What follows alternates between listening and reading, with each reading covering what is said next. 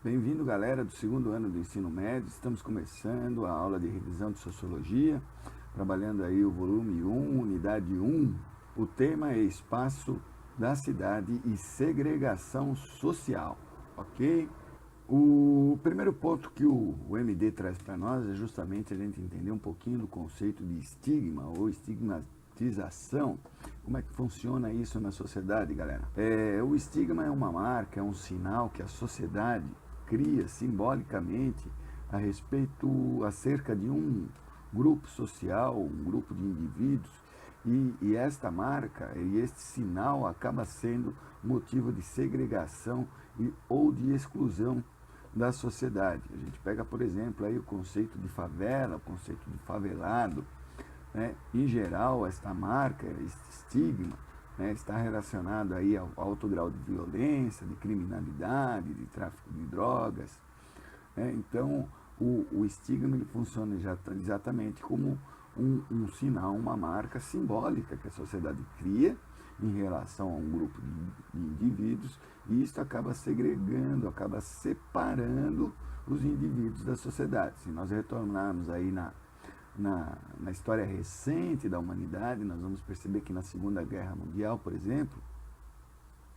os judeus eles receberam uma marca simbólica, um estigma aí em relação às ideologias que o grupo social nazista, aí, que a sociedade nazista, entendia. Então, o estigma vai funcionar exatamente como uma marca, uma separação dos grupos sociais e dos sujeitos sociais. Um aprofundamento dessa questão do estigma que o MD traz para a gente aí é a questão justamente da favela e do surgimento da favela. O surgimento da favela, pessoal, é histórico dentro da nossa sociedade e ele tem origem justamente numa leitura que uma parte da sociedade fez em relação à organização de determinados grupos sociais. No Rio de Janeiro, por exemplo, os cortiços, as casas pobres, as acomodações que eram no centro da cidade, em determinado momento da história, receberam um estigma. Essas moradias, esses locais, os cortiços, as casas pobres do centro da cidade, receberam um estigma de se tratarem de um ambiente prejudicial à saúde, um ambiente em que a higiene, o saneamento básico não fazia parte do dia a dia, e isso poderia provocar um conjunto de doenças, um conjunto de males para a sociedade. Daí então criou-se um estigma de que esses ambientes, os cortiços, as moradias mais pobres, eram formados por pessoas de uma classe perigosa, de uma classe sem consciência de higiene, sem educação. E com isso houve uma limpeza, houve uma alocação dessas pessoas para outros setores. Essa limpeza no Rio de Janeiro ficou conhecido como Operação Limpeza, que foi iniciado pelo prefeito da cidade, o Barata Ribeiro, no início do século XX. Houve uma retirada das pessoas desses locais, e esses locais foram reurbanizados. Porém, a retirada desse pessoal não tinha um destino certo, eles foram simplesmente tirados dos locais. E com isso, eles começaram a ocupar os morros em volta da cidade do Rio de Janeiro. Com isso, os morros passaram a ser destino das pessoas ali que não tinham recursos para alugar ou mesmo para ter uma casa própria no centro da cidade. Essas ocupações ilegais se somaram aí com um movimento que foi o movimento da Guerra dos Canudos. Os soldados que foram lutar na Guerra dos Canudos, que foram lá combater a trupe do Antônio Conselheiro, eles tinham recebido uma promessa de que teriam casa quando retornassem da guerra. Pois bem, como eles não receberam essa promessa, eles também passaram a se juntar àquela população mais pobre, retirada dos cortiços do centro do Rio de Janeiro, e passaram a ocupar os morros. O primeiro morro a ser ocupado no Rio de Janeiro foi o Morro da Providência.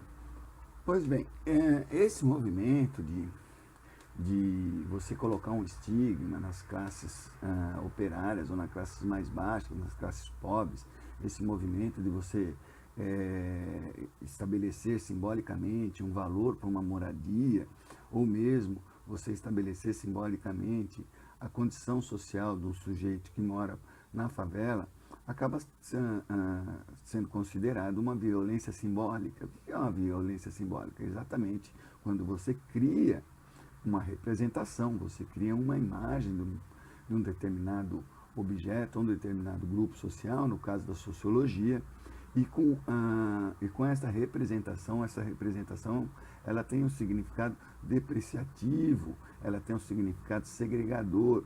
Isso acaba isolando, isso acaba separando os indivíduos que recebem esta marca. Hoje ainda, mesmo depois de quase um século em que surgiu o conceito de favela, esse conceito ainda é muito forte na nossa sociedade. Ele ainda provoca muita separação, muita segregação.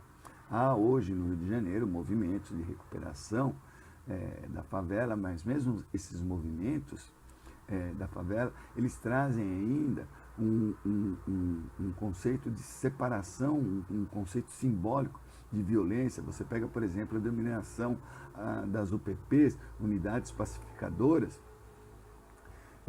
Pacificar, o conceito aí de unidade pacificadora, pacificar, ele por si só, ele já demonstra que onde está sendo instalada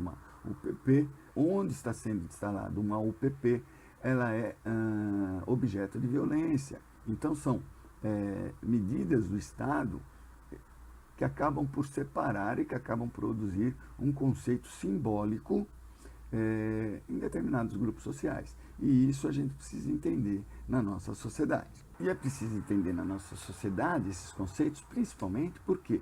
Porque quando a gente cria uma representação simbólica, cria um valor simbólico, aos poucos, dentro dos movimentos sociais em que vão se formando a partir desses valores, criam-se também dogmas, criam-se também preconceitos, e isso acaba gerando problemas sociais, e problemas sociais graves.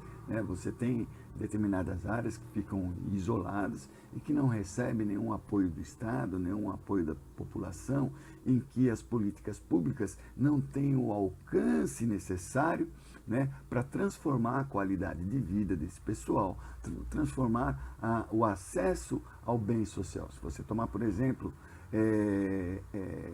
aqui em São Paulo, em determinado momento da história do Estado, nós tivemos um programa que era conhecido como programa de verticalização das favelas.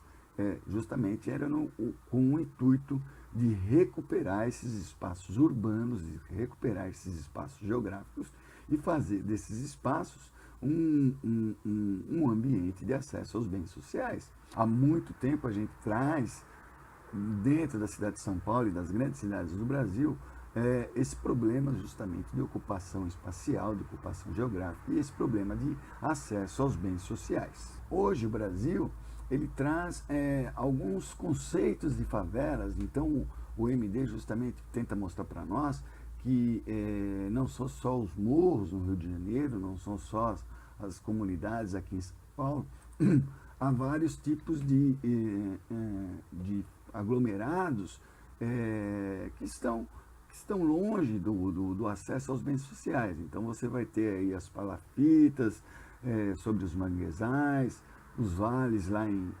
Maceió, os igarapés em Manaus. São tipos de favelas, são tipos de moradias que são segregadas da sociedade e pouco recebem aí aquela estrutura urbana que nós estamos acostumados, estrutura de saúde, de acesso ao transporte, acesso à educação, acesso ao trabalho.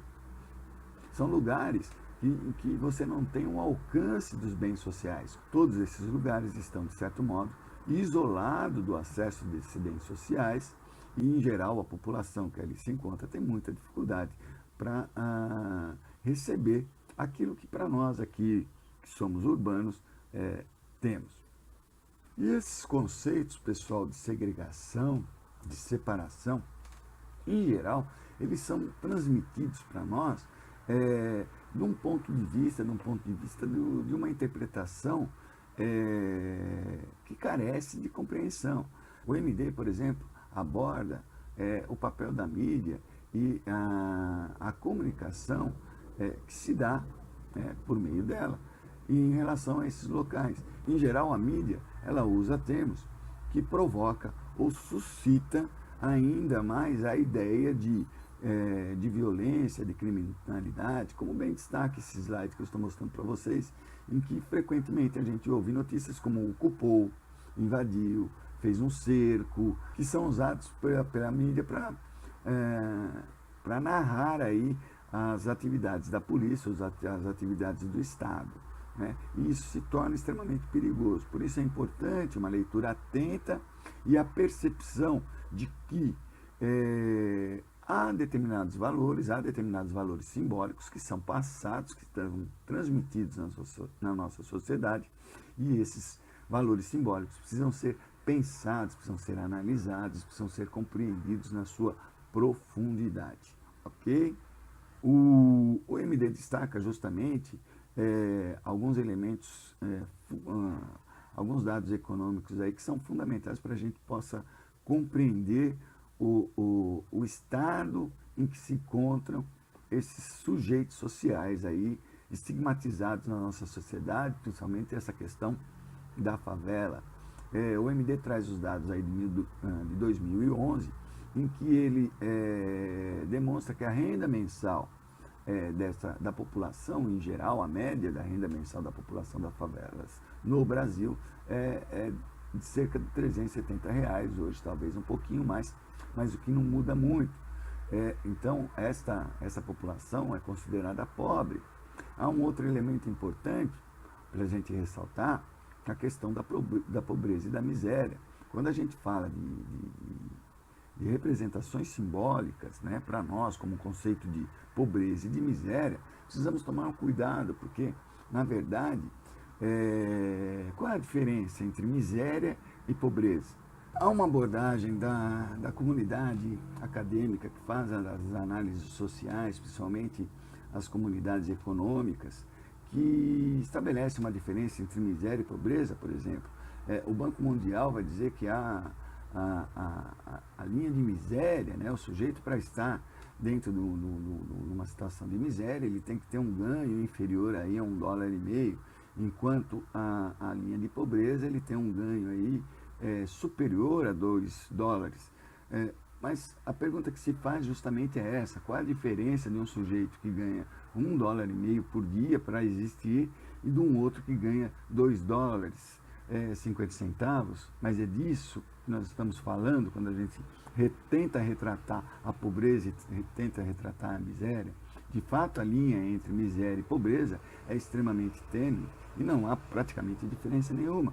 Então, os ganhos sociais ou as metas sociais que devem ser objetivadas aí pelo Estado, pelas políticas públicas, elas tenham de ser pensadas num nível diferente daquilo em que as análises são feitas, porque não faz sentido nenhum você estabelecer uma diferença entre miséria e pobreza dentro de um contexto social como o nosso no Brasil. Outro ponto que o MD aborda aí é a respeito da favela e desses processos em que a sociedade produz símbolos que representam degeneração social, a questão da ocupação espacial e dos interesses imobiliários. O que a gente tem percebido na nossa sociedade nos últimos anos é exatamente que cada vez mais que os grandes centros urbanos, que as grandes cidades vão se desenvolvendo, elas passam a ter interesses justamente nesses locais em que hoje encontram-se favelas. E há justamente aí uma disputa acirrada, por sinal, entre os interesses econômicos e os interesses sociais. Aquela separação que ocorreu lá atrás, no século XX, de você criar uns valores simbólicos em relação às moradias mais pobres ou os mais distantes dos grandes centros urbanos, a violência ali representada, a criminalidade ali representada, acabou produzindo um fenômeno muito interessante hoje na nossa sociedade, que são os enclaves fortificados. O que são os enclaves fortificados? Os enclaves fortificados são construções urbanas que isolam determinado espaço geográfico, determinado espaço social das outras classes, ou propriamente dito, das classes menos abastadas. Isso significa dizer, por exemplo, que os grandes condomínios, os grandes shoppings, eles têm uma estrutura de vigilância, uma estrutura de segurança, que faz com que o indivíduo que ali circule, ele seja marcado justamente por essas representações e por esses valores. Hoje um condomínio, ele é murado, ele é cercado, você tem que se identificar para ter acesso ao interior desse condomínio. Mesmo um shopping center, no shopping center, ele tem um modo representativo, um modo comportamental que identifica os seus indivíduos. Se vocês lembrarem, alguns anos atrás, nós tivemos aí um fenômeno social que eram os rolezinhos no shopping center, em que a sociedade da classe média, a sociedade da classe alta, sentiram-se extremamente incomodados com esse movimento social que estava acontecendo no interior justamente de um desses enclaves fortificados. Ok?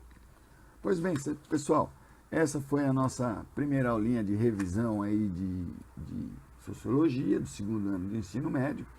Façam a leitura do MD e os exercícios e até a próxima.